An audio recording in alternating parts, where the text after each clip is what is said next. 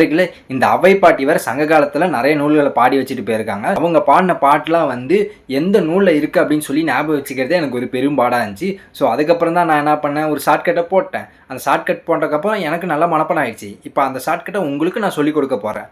ஒண்ணுமே இல்லை. அவ்வை பாட்டியா? அவ்வை பாட்டினாவே பேங்க்ல நிறைய பணம் வச்சிருப்பாங்க. ஸோ அதனால பேங்க். இந்த பேங்க் அப்படிங்கிறது தான் வந்து நமக்கு ஷார்ட்கட்டு.